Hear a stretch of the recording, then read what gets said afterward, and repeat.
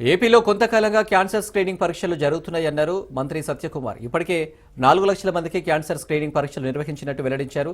Balabhadrapuram cancer బాధితులకు సంబంధించి మంత్రి సత్యకుమార్ వివరాలు తెలిపారు. దాంట్లో 95,243 కేసులు మెడికల్ ఎగ్జామినేషన్ చేయడం జరిగింది. దాంట్లో కన్ఫర్మ్డ్ కేసెస్ ఓరల్ కింద 878 రాగా, బ్రెస్ట్ 1024 వచ్చాయి, సర్వైకల్ 408 వచ్చాయి. సస్పెక్టెడ్ కేసెస్లో 10 నుంచి 15% పాజిటివ్ కేసెస్ వచ్చే అవకాశం ఉంది. వీటిని అయితే మేము నిర్వహించిన ఈ సర్వేలో మొదటి సర్వే మేము నవంబర్ 14 తేదీ మొదలుపెట్టి 6 నెలల్లో ఈ 4,10,00,000 మందికి పరీక్షలు నిర్వహించాలని ఒక టార్గెట్ పెట్టుకుంటే ఇప్పటిదాకా 47 లక్షలు. ఎందుకంటే ప్రజలు కాస్త వాలంటరీగా ముందుకు రాకపోవడం ప్రధాన కారణం. అందుకని గతంలో కూడా అనేక సార్లు పత్రికా మాధ్యమంగా కానీ అనేక వేదికల మీద కూడా మేము ప్రజల్ని విషయం మీద అవగాహన కల్పించే ప్రయత్నం చేశాం.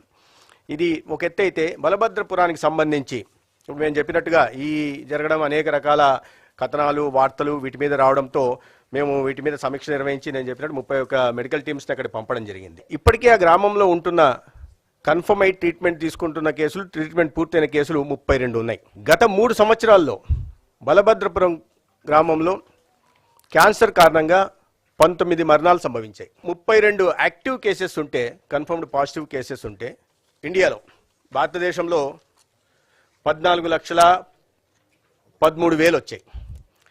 ప్రపంచవ్యాప్తంగా 19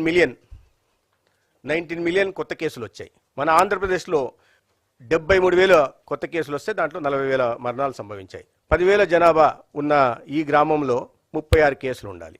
అంటే దాన్ని బట్టి చూస్తే ఇది